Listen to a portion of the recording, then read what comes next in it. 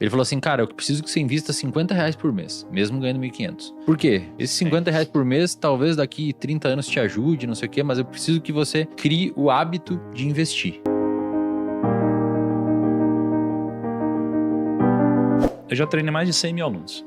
O que eu vejo? Eu ensino um padrão que funciona. Só que é igual um personal que fala, faz isso, isso, isso e pronto. E o cara vai e não emagrece. Então não adianta você ensinar o que funciona. Porque apenas o que funciona para a maioria das pessoas. Porque chega uma hora, o cara começa sempre animado. Aí o cara entra no home broker dele, ih, caramba, caiu um pouquinho. Entra, ih, caramba, caiu um pouquinho. Aí, inversamente, essa lógica ela é contrária, porque quando o cara vai no mercado, ele sabe que uma promoção é uma coisa bacana de se ver. Gera talvez até uma dopamina pro cara comprar, aquela motivação ali, né? Na hora que ele vê a carteira caindo, ele não pensa isso. Ele pensa, caraca, eu tô perdendo meu dinheiro, meu Deus, que medo. Aí o cara mistura com a crença do cara de que, eu tenho medo de perder dinheiro, meus pais não sei o que lá. E se eu não tiver mais, pum, o cara sai. Aí ele perde a motivação, às vezes ele esquece, deixa lá o dinheiro. Então, o meu desafio hoje é, cara, por que não foram todos os meus alunos ficaram milionários, digamos assim, né?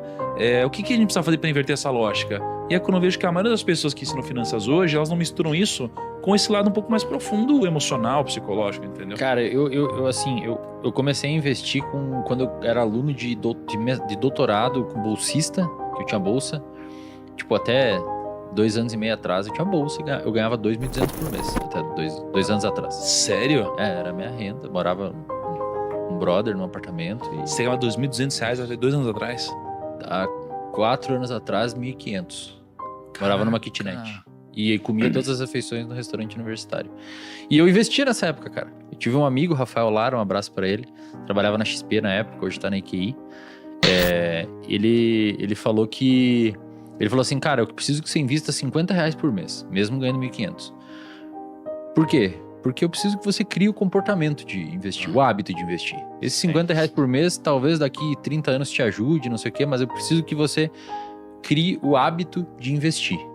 Todo mês você vai ter que deixar de comer um hambúrguer para investir os seus R$50 e esse hábito vai ter que ser formado. E eu sempre fui uma pessoa movida a esse desafio de formar hábitos e criar, depois que eu comecei a ter essa vida mais regrada. E aquilo começou a ser meu goal, cara. E eu comecei a ficar feliz. Entendi. E aí, acho que é isso, Thiago, que seria interessante setar na cabeça dos seus alunos, no sentido de, primeiro, a gente chama de psicoeducar, né? Mas finanço-educar eles. Tipo, cara, você tem que ter uma previsão de recompensa alinhada. Tipo, nesse estudo, inclusive, do Schultz, ele viu que a dopamina tem a ver com motivação para buscar uma recompensa. Quando a pessoa entra no seu curso, talvez ela esteja pensando, vou começar a investir, vou ver minha carteira fazendo essa linhazinha aqui, não sei o quê.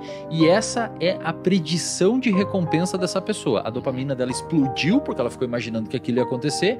E quando a realidade chegou, uma carteira que oscila, a dopamina dela falou, eu pedi uma pizza gostosa, desse jeito aqui, imaginei ela chegando dessa forma e ela chegou de outro jeito. Não é o cenário que eu projetei não é o que está acontecendo na realidade. E talvez isso não tenha ficado claro para o aluno na hora do curso, fazendo com que ele tenha o que a gente chama de erro de predição de recompensa. Você esperar essa realidade e ser essa. Esse delta aqui entre o que você esperava e o que aconteceu, a gente chama de frustração. E frustração faz pessoas desistir do comportamento. É porque a gente precisa misturar essa dopamina com a solidificação do hábito, né? De alguma forma. Então, às vezes, o cara ele tem essa motivação, mas não deu tempo de construir o hábito a ponto de transformar isso em algo verdadeiro lá na frente. Mas, cara, aí, Thiago, é tipo o cara que acha que vai entrar na academia e vai ficar igual o Paulo Musi. Exato. Em 3 meses. Não vai ficar? Vou virar o Paulo Musi. Não é assim que funciona? Achei que era assim.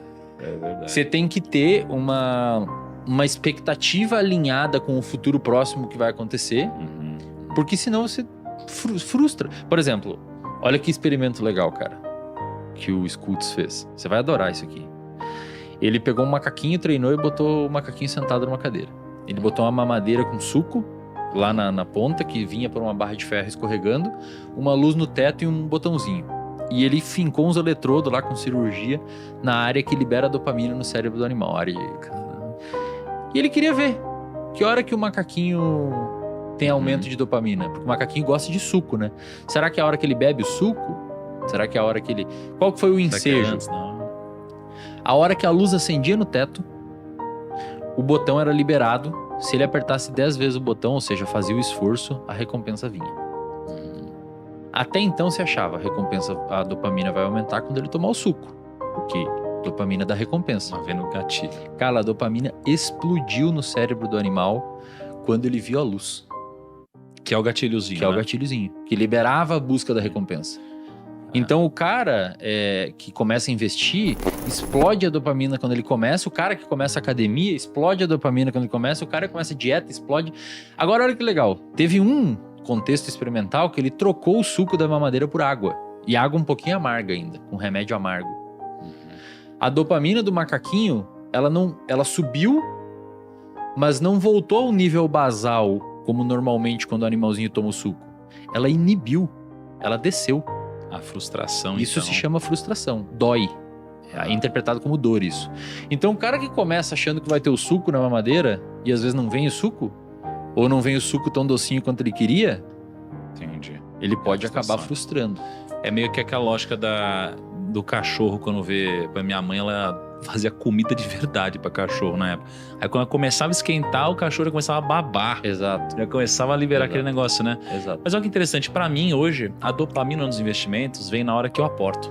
Eu Mas- sinto um prazer Mas é aí que incrível tá, em cara. aportar. Agora você vai sacar a parada. O que eles começaram a perceber? O suco, que é a recompensa, com o tempo pode virar a luz.